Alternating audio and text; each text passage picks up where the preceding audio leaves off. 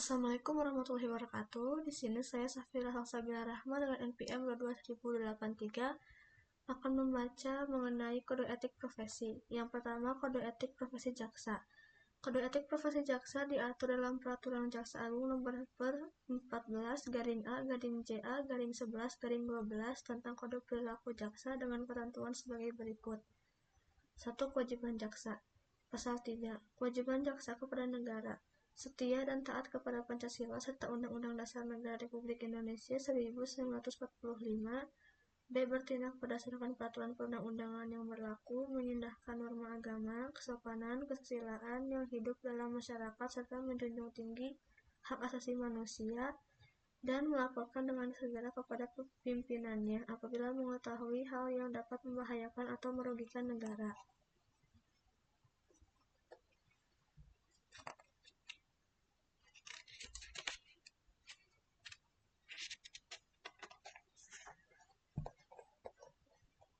Pasal 4. Kewajiban jaksa kepada institusi menerapkan doktrin Trikrama Adiaksa dalam melaksanakan tugas dan wewenangnya, menjunjung tinggi sumpah dan atau janji jabatan jaksa, menjalankan tugas sesuai dengan visi dan misi Kejaksaan Republik Indonesia, melaksanakan tugas sesuai peraturan kedinasan dan jenjang kewenangan, menampilkan sikap kepemimpinan melalui ketauladanan, keadilan, ketulusan, serta kewibawaan, dan mengembangkan semangat kebersamaan dan soliditas serta saling memotivasi untuk meningkatkan kinerja dengan menghormati hak dan kewajibannya. Pasal 5. Kewajiban jaksa kepada profesi jaksa. A. Menjunjung tinggi kehormatan dan martabat profesi dalam melaksanakan tugas dan kewenangannya dengan integritas, profesional, mandiri, jujur, dan adil. B. Mengundurkan diri dari penanganan perkara apabila mempunyai kepentingan pribadi atau keluarga. C. Mengikuti pendidikan dan pelatihan sesuai dengan peraturan kedinasan. D. Meningkatkan ilmu pengetahuan, keahlian, dan teknologi, serta mengikuti perkembangan hukum yang relevan dalam lingkup nasional dan internasional. E. Menjaga ketidakberpihakan dan objektivitas saat memberikan petunjuk kepada penyidik. Menyimpan dan memegang rahasia profesi, terutama terhadap tersangka atau terdakwa yang masih anak-anak dan korban tindak pidana kesusilaan, kecuali penyampaian informasi kepada media, tersangka atau keluarga, korban atau keluarga, dan penasihat hukum sesuai dengan peraturan perundang-undangan.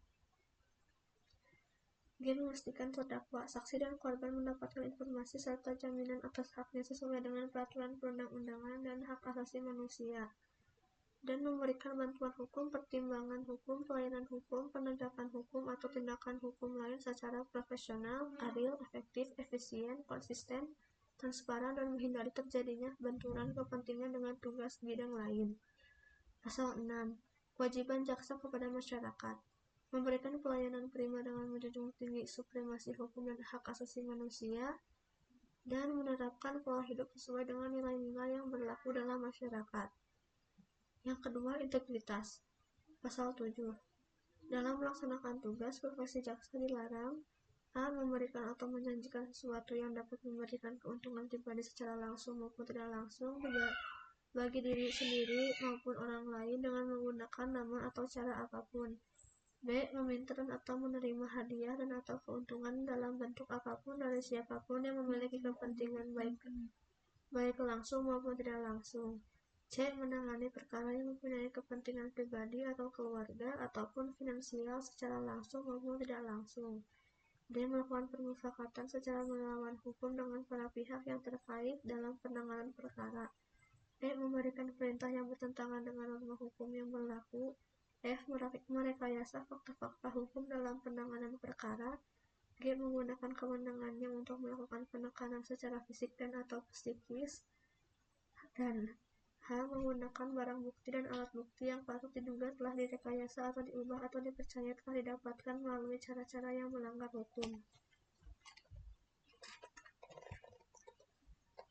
Jaksa wajib melarang keluarganya meminta dan atau menerima hadiah atau keuntungan dalam bentuk apapun dari siapapun yang memiliki kepentingan baik langsung maupun tidak langsung dalam pelaksanaan tugas profesi jaksa. 3. Kemandirian. Pasal 8. 1. Jaksa melaksanakan tugas, fungsi, dan kewenangannya. A. Secara mandiri terlepas dari pengaruh kekuasaan pemerintah maupun pengaruh kekuasaan lainnya. dan B. Tidak terpengaruh oleh kepentingan individu maupun kepentingan kelompok serta tekanan publik maupun media. Ayat 2. Jaksa dibenarkan menolak perintah atasan yang melanggar norma hukum dan kepadanya diberikan perlindungan hukum. Ayat 3. Penolakan sebagaimana dimaksud pada ayat 2 disampaikan secara tertulis kepada yang memberikan perintah dengan menyebutkan alasan dan ditembuskan kepada atasan pemberi perintah. 4. Ketidakberpihakan. Pasal 9. Dalam melaksanakan tugas profesi jaksa dilarang a. Bertindak diskriminatif berdasarkan suku, agama, ras, gender, golongan sosial, dan politik dalam pelaksanaan tugas profesinya. B. Merangkap menjadi pengusaha, pengurus atau karyawan badan usaha milik negara atau daerah, badan usaha swasta, pengurus atau anggota partai politik, advokat, dan atau memberikan dukungan kepada calon atau wakil presiden, Dewan Perwakilan Rakyat, Dewan Perwakilan Daerah, Dewan Perwakilan Rakyat Daerah, dan calon kepala daerah atau wakil kepala daerah dalam kegiatan pemilihan. 5. Perlindungan. Pasal 10. Jaksa mendapatkan perlindungan dari tindakan yang sewenang-wenang dalam melaksanakan tugas profesi jaksa. Pasal 11. Jaksa dalam melaksanakan tugas profesi jaksa berhak a. Melaksanakan fungsi jaksa tanpa intimidasi, gangguan, dan pelecehan.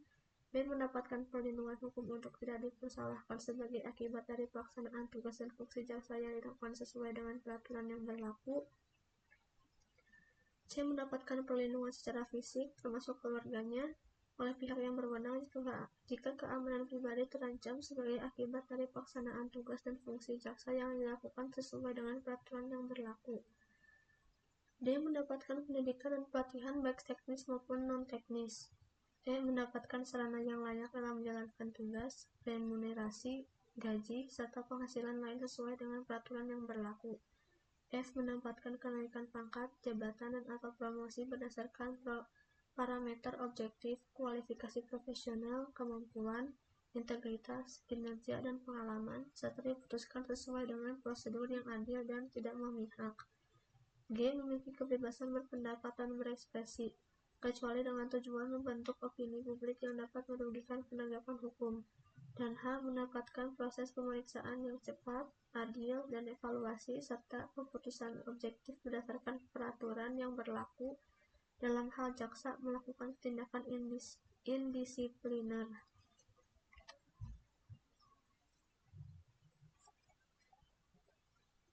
Selanjutnya itu kode etik profesi notaris berdasarkan pasal 83 ayat 1 Undang-Undang Nomor 30 Tahun 2004 tentang notaris. Ikatan Notaris Indonesia atau INI pada Kongres Luar Biasa di Bandung pada 27 Januari 2005 telah menetapkan kode etik yang terdapat dalam pasal 13 Anggaran Dasar, yaitu 1. Kewajiban, larangan, pengecualian. Kewajiban. Pasal 3.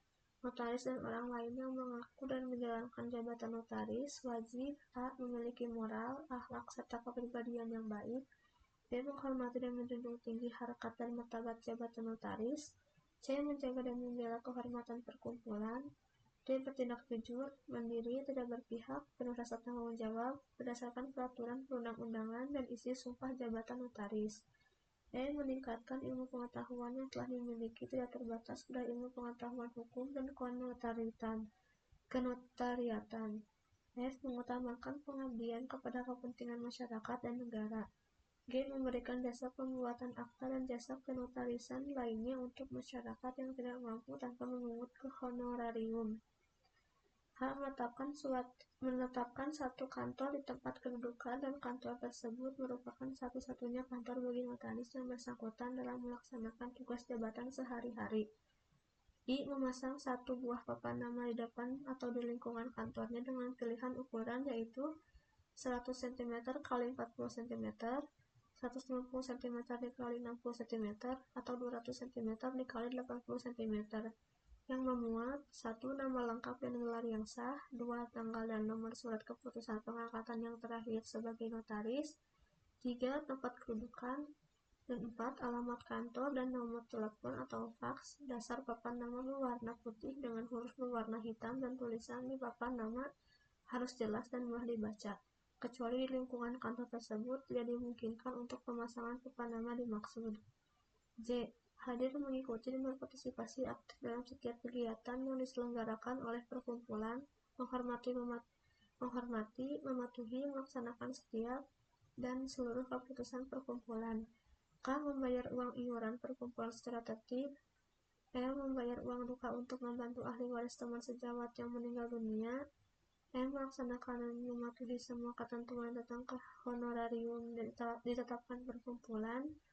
N. Menjalankan jabatan notaris terutama dalam pembacaan dan penandatanganan akta dilakukan di kantornya, kecuali alasan-alasan yang sah.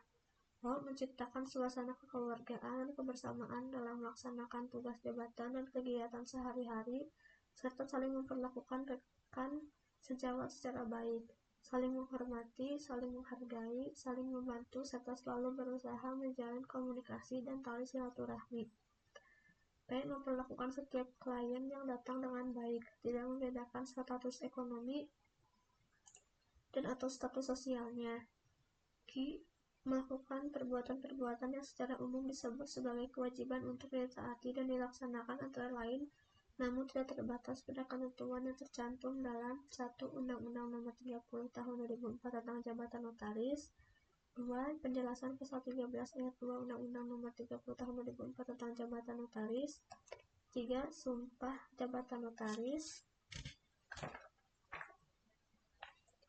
4. Anggaran dasar dan anggaran rumah tangga Ikatan Notaris. Nomor 2. Larangan. Pasal 4. Notaris dan orang lain yang memangku dan menjalankan jabatan notaris dilarang A. Mempunyai lebih dari satu kantor, baik cabang ataupun perwakilan. B. Memasang pagan hama dan atau tulisan yang berbunyi notaris atau kantor notaris di luar lingkungan kantor. C. Melakukan publikasi atau promosi diri, baik sendiri maupun secara bersama-sama dengan mencantumkan nama dan jabatannya menggunakan sarana media cetak dan atau elektronik dalam bentuk 1. Iklan, 2. Ucapan selamat, 3. Ucapan belasungkawa, 4. Ucapan terima kasih, 5. Kegiatan pemasaran, dan 6. Kegiatan sponsor, baik dalam bidang sosial, keagamaan, maupun olahraga. D. Bekerja sama dengan biro jasa atau orang atau badan hukum yang pada hakikatnya bertindak sebagai perantara untuk mencari atau mendapatkan klien. E. Menandatangani akta yang proses pembuatan minutannya telah dipersiapkan oleh pihak lain. F. Mengirimkan minuta kepada klien untuk ditandatangani. G. Berusaha atau berupaya dengan jalan apapun agar seseorang berpindah dari notaris lain kepadanya, baik upaya itu ditujukan langsung kepada klien yang bersangkutan maupun melalui perantara orang lain. H. Melakukan pemaksaan kepada klien dengan cara menahan dokumen-dokumen yang telah diserahkan dan atau melakukan tekanan psikologis dengan maksud agar klien tersebut tetap membuat akta padanya. I. Melakukan usaha-usaha baik langsung maupun tidak langsung yang menjurus ke arah timbulnya persaingan yang tidak sehat dengan sesama rekan notaris. J. Menetapkan honorarium yang harus dibayar oleh klien dalam jumlah yang lebih rendah dari honorarium yang telah ditetapkan perkumpulan. K. Memperkerjakan dengan sengaja orang yang masih berstatus karyawan kantor notaris lain tanpa persetujuan terlebih dahulu dari notaris yang bersangkutan. L. Menjelekkan dan atau mempersalahkan rekan notaris atau akta yang dibuat olehnya. Dalam hal seorang notaris menghadapi dan atau menemukan suatu akta yang dibuat oleh rekan sejawat yang ternyata di dalamnya terdapat kesalahan-kesalahan yang serius dan atau membahayakan klien, maka notaris tersebut wajib memberitahukan kepada rekan sejawat yang bersangkutan atas kesalahan yang dibuatnya dengan cara yang tidak bersifat menggurui, melainkan untuk mencegah timbulnya hal-hal yang tidak diinginkan terhadap klien yang bersangkutan ataupun rekan sejawat tersebut. Membentuk kelompok sesama rekan sejawat yang bersifat eksklusif dengan tujuan untuk melayani kepentingan suatu instansi atau lembaga, apalagi menutup kemungkinan bagi notaris lain untuk berpartisipasi. N. Menggunakan dan mencantumkan gelar yang tidak sesuai dengan peraturan undang-undangan yang berlaku. O. Melakukan perbuatan-perbuatan lain yang secara umum disebut sebagai pelanggaran terhadap kode etik notaris, antara lain namun tidak terbatas pada pelanggaran-pelanggaran terhadap 1. Ketentuan-ketentuan dalam Undang-Undang Nomor 30 Tahun 2004 tentang Jabatan Notaris. 2. Penjelasan pasal 19 ayat 2 Undang-Undang Nomor 30 Tahun 2004 tentang Jabatan Notaris. 3. Isi sumpah jabatan notaris. 4. Hal-hal yang menurut ketentuan anggaran dasar, anggaran rumah tangga, dan atau keputusan-keputusan lain yang telah ditetapkan oleh Organisasi Ikatan Notaris Indonesia tidak boleh dilakukan oleh anggota. 3. Pengecualian. Pasal 5. Hal-hal yang tersebut di bawah ini merupakan pengecualian, oleh karena itu tidak termasuk pelanggaran, yaitu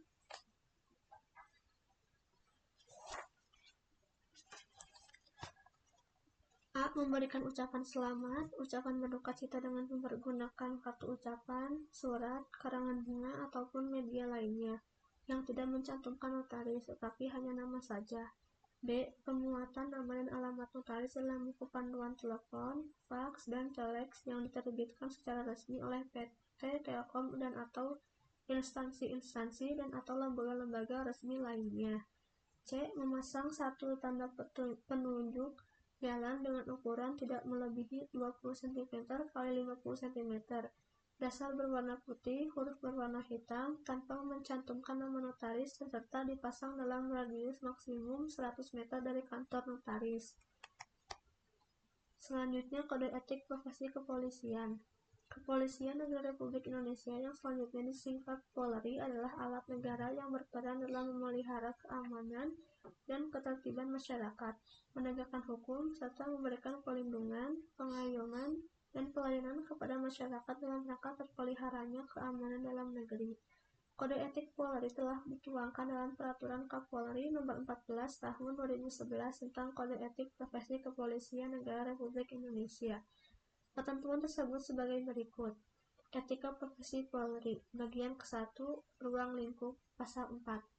Ruang lingkup pengaturan kode etik profesi kepolisian atau KEPP mencakup A. Etika kenegaraan, B. Etika kelembagaan, C. Etika kemasyarakatan, dan D. Etika kepribadian. Bagian kedua, materi muatan KEPP Pasal 5. Pengaturan KEPP sebagaimana dimaksud dalam Pasal 4 meliputi A. Etika kenegaraan memuat pedoman berperilaku anggota Polri dalam hubungan 1. Tegaknya Kenegaraan Kesatuan Republik Indonesia atau NKRI. 2. Pancasila. 3. Undang-Undang Dasar Negara Republik Indonesia tahun 1945. Dan 4. Kebhinneka Tunggal Ika. B. Etika kelembagaan memuat pedoman berperilaku anggota Polri dalam hubungan 1. Tribrata sebagai pedoman hidup. 2. Catur prasetya sebagai pedoman kerja. 3. Sumpah atau janji anggota Polri. 4. Sumpah atau janji jabatan. Dan 5. 10. Komitmen moral dan berhubungan dan 5. 10 komitmen moral dan perubahan pola pikir atau mindset. C. Etika kemasyarakatan memuat pedoman berperilaku anggota Polri dalam hubungan 1. Pemeliharaan keamanan dan ketertiban masyarakat atau Kamtibemas. 2. Penegakan hukum. 3. Pelindung, pengayom, dan pelayan masyarakat.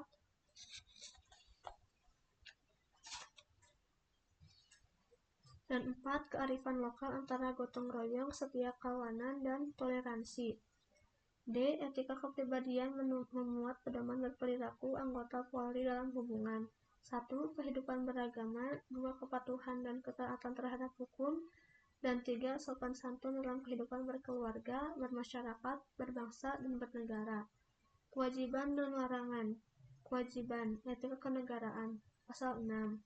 Setiap anggota Polri wajib A. Setia kepada NKRI yang berdasarkan Pancasila dan Undang-Undang Dasar Negara Republik Indonesia 1945.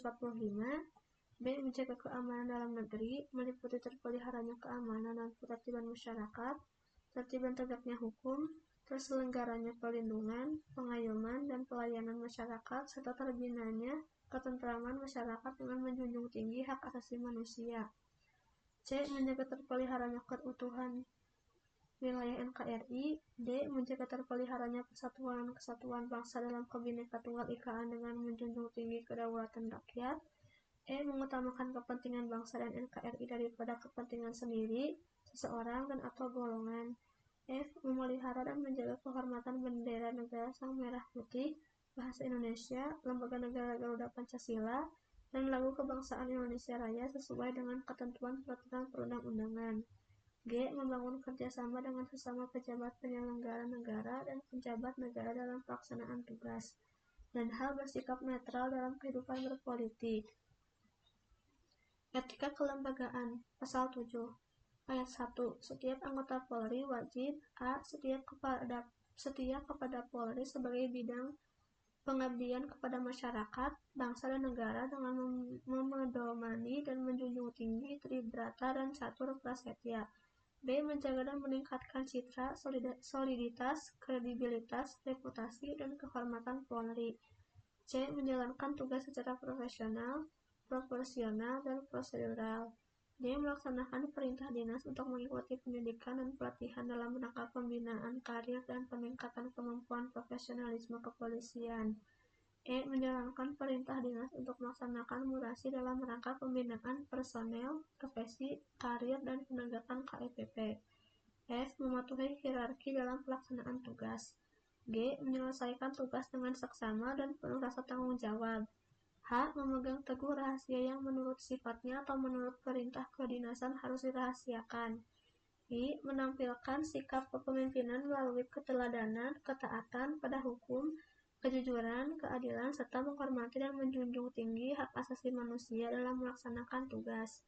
J. Melaksanakan perintah kedinasan dalam rangka penegakan disiplin dan KEPP berdasarkan laporan atau pengaduan masyarakat tentang adanya dugaan pelanggaran disiplin dan atau pelanggaran KEPP sesuai dengan kewenangan. A. Melaksanakan perintah kedinasan yang berkaitan dengan pengawasan internal di lingkungan Polri dalam rangka penguatan sistem pengendalian intern pemerintah atau SPIP. L. Menghargai perbedaan pendapat yang disampaikan dengan cara sopan dan santun pada saat pelaksanaan rapat, sidang, atau pertemuan yang bersifat kedinasan. M. Mematuhi dan menaati hasil keputusan yang telah disepakati dalam rapat, sidang, atau pertemuan yang bersifat kedinasan. N.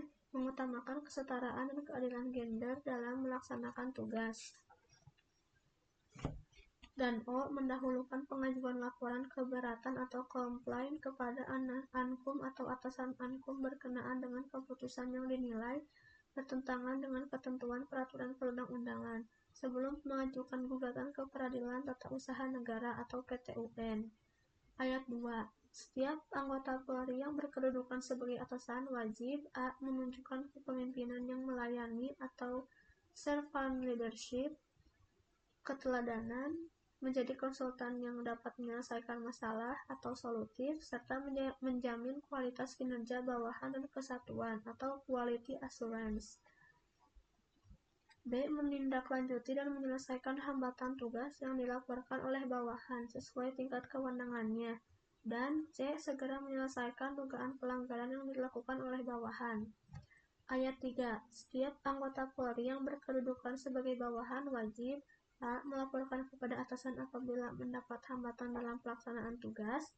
B. Melaksanakan perintah atasan terkait dengan pelaksanaan tugas, fungsi dan kewenangannya. C. Menolak perintah atasan yang bertentangan dengan norma hukum, norma agama, dan norma kesusilaan. Dan D. Melaporkan kepada atasan pemberi perintah atas penolakan perintah yang dilakukannya untuk mendapatkan perlindungan hukum dari atasan pemberi perintah. Ayat 4. Sesama anggota Polri wajib a. Saling menghargai dan menghormati dalam melaksanakan tugas. B. Bekerjasama dalam rangka meningkatkan kinerja. C. Melaporkan setiap pelanggaran KEPP atau disiplin atau tindak pidana yang dilakukan oleh anggota Polri yang dilihat atau diketahui secara langsung kepada pejabat yang berwenang. D. Menunjukkan rasa kesetiakawanan dan menjunjung tinggi prinsip-prinsip saling menghormati. Dan E. Saling melindungi dan memberikan pertolongan kepada yang terluka dan atau meninggal dunia dalam melaksanakan tugas. Ayat 5. Pejabat Polri yang berwenang sebagaimana dimaksud pada ayat 4 huruf C wajib memberikan perlindungan. Pasal 8. Setiap anggota Polri wajib mendahulukan peran, tugas, wewenang, dan tanggung jawab berdasarkan ketentuan peraturan perundang-undangan daripada status dan hak, dengan mengindahkan norma agama, norma kesusilaan, dan nilai-nilai kearifan lokal. Pasal 9. Setiap anggota Polri yang melaksanakan tugas penegakan hukum sebagai penyelidik, penyidik pembantu, dan penyidik wajib melakukan penyidikan perkara pidana, dan menyelesaikannya sesuai ketentuan peraturan perundang-undangan, serta melaporkan hasil pelaksanaan tugasnya kepada atasan penyidik. Etika kemasyarakatan, Pasal 10. Setiap anggota Polri wajib a. menghormati harkat dan martabat manusia berdasarkan prinsip dasar hak asasi manusia, b. menjunjung tinggi prinsip kesetaraan bagi setiap warga negara di hadapan hukum, c. memberikan pelayanan kepada masyarakat dengan cepat, tepat, mudah, nyaman, transparan, dan akuntabel berdasarkan ketentuan peraturan perundang-undangan, d. melakukan tindakan pertama kepolisian sebagaimana yang diwajibkan dalam tugas kepolisian baik sedang bertugas maupun di luar tugas, e. memberikan pelayanan informasi publik kepada masyarakat sesuai dengan ketentuan peraturan perundang-undangan, dan f. menjunjung tinggi kejujuran, kebenaran, keadilan, dan menjaga kehormatan dalam berhubungan dengan masyarakat. Etika kepribadian, Pasal 11. Setiap anggota Polri wajib a. beriman dan bertakwa kepada Tuhan Yang Maha Esa, b. bersikap jujur, terpercaya, bertanggung jawab, disiplin, bekerja sama, adil, peduli, responsif, tegas, dan harmonis, c. menaati dan menghormati norma kesusilaan, norma agama, nilai-nilai kearifan lokal, dan norma hukum, d. menjaga dan memelihara kehidupan berkeluarga, bermasyarakat, berbangsa, dan bernegara secara santun, dan e. melaksanakan tugas kenegaraan, kelembagaan, dan kemasyarakatan dengan niat tulus atau ikhlas dan benar sebagai wujud nyata amal ibadahnya. Larangan etika kenegaraan, Pasal 12. Setiap anggota Polri dilarang a. terlibat dalam gerakan-gerakan yang nyata-nyata bertujuan untuk mengganti atau menentang Pancasila dan Undang-Undang Dasar Negara Republik Indonesia 1945, b. terlibat dalam gerakan menentang pemerintah yang sah, c. menjadi anggota atau pengurus partai politik, d. menggunakan hak memilih dan dipilih, dan atau e. melibatkan diri pada kegiatan politik praktis. Etika kelembagaan, Pasal 13.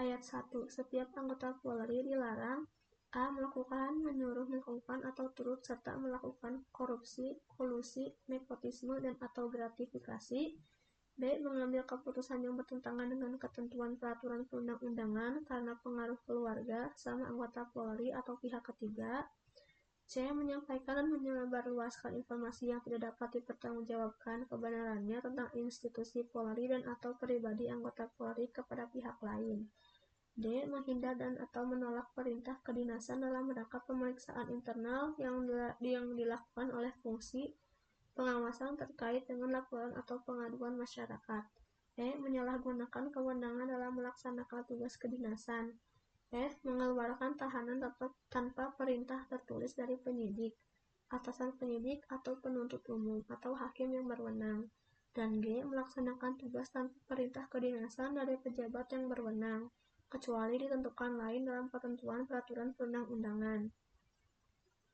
Ayat 2. Setiap anggota Polri yang berkedudukan sebagai atasan dilarang a. memberi perintah yang bertentangan dengan norma hukum, norma agama, dan norma kesusilaan, dan b. menggunakan kewenangannya secara tidak bertanggung jawab. Ayat 3. Setiap anggota Polri yang berkedudukan sebagai bawahan dilarang a. melawan atau menentang atasan dengan kata-kata atau tindakan yang tidak sopan, dan b. menyampaikan laporan yang tidak benar kepada atasan. Ayat 4. Sesama anggota Polri dilarang a. saling menista dan atau menghina, b. meninggalkan anggota Polri lain yang sedang bersama melaksanakan tugas, c. melakukan tindakan yang berdiskriminatif, d. melakukan pemufakatan pelanggaran KPP atau disiplin atau tindak pidana, dan e. berperilaku kasar dan tidak patut. Pasal 14. Setiap anggota Polri dalam melaksanakan tugas penegakan hukum sebagai penyelidik, penyidik pembantu, dan penyidik dilarang a. mengabaikan kepentingan pelapor, terlapor, atau pihak lain yang terkait dalam perkara yang bertentangan dengan ketentuan peraturan perundang-undangan, D. Menempatkan tersangka di tempat bukan rumah tahanan negara atau Polri dan tidak memberitahukan kepada keluarga atau kuasa hukum tersangka. C. Merekayasa dan memanipulasi perkara yang menjadi tanggung jawabnya dalam rangka penegakan hukum. D. Merekayasa isi keterangan dalam berita acara pemeriksaan. E. Melakukan pemeriksaan terhadap seseorang dengan cara memaksa untuk mendapatkan pengakuan.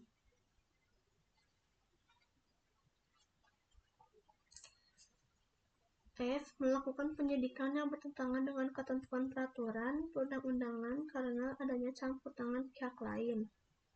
G. Menghambat kepentingan pelapor, terlapor, dan pihak terkait lainnya yang sedang berperkara untuk memperoleh haknya dan atau melaksanakan kewajibannya. H. Merekayasa status barang bukti sebagai barang temuan atau barang tak bertuan. I. Menghambat dan menunda-nunda waktu penyerahan barang bukti yang disita kepada pihak yang berhak sebagai akibat dihentikannya penyidikan tindak pidana. J. Melakukan penghentian atau membuka kembali penyidikan tindak pidana yang tidak sesuai dengan ketentuan peraturan perundang-undangan. A. Melakukan hubungan atau pertemuan secara langsung atau tidak langsung di luar kepentingan dinas dengan pihak-pihak terkait dengan perkara yang sedang ditangani. L. Melakukan pemeriksaan di luar kantor penyidik kecuali ditentukan lain sesuai dengan ketentuan peraturan perundang-undangan. Dan E. Menangani perkara yang berpotensi menimbulkan konflik kepentingan. Etika kemasyarakatan, pasal 15. Setiap anggota Polri dilarang A. Menolak atau mengabaikan permintaan pertolongan, bantuan atau laporan, dan pengaduan dari masyarakat yang menjadi lingkup tugas, fungsi, dan kewenangannya. B. Mencari-cari kesalahan masyarakat yang bertentangan dengan ketentuan peraturan perundang-undangan. C. Menyebarluaskan berita bohong dan atau menyampaikan ketidakpatutan berita yang dapat meresahkan masyarakat. D. Mengeluarkan ucapan, isyarat, dan atau tindakan dengan maksud untuk mendapatkan imbalan atau keuntungan pribadi dalam memberikan pelayanan masyarakat. E. Bersikap berucap dan bertindak sewenang-wenang. S. Mempersulit masyarakat yang membutuhkan perlindungan, pengayoman, dan pelayanan. J. Melakukan perbuatan yang dapat merendahkan kehormatan perempuan pada saat melakukan tindakan kepolisian. Dan atau H. Membebankan biaya tambahan dalam memberikan pelayanan di luar ketentuan peraturan perundang-undangan. Etika kepribadian, pasal 16. Setiap anggota Polri dilarang A. Menganut dan menyebarkan agama dan kepercayaan yang dilarang oleh pemerintah. B. Memengaruhi atau memaksa sesama anggota Polri untuk mengikuti cara-cara beribadah di luar keyakinannya. C. Menampilkan sikap dan perilaku menghujat serta menista kesatuan, atasan, dan atau sesama anggota Polri.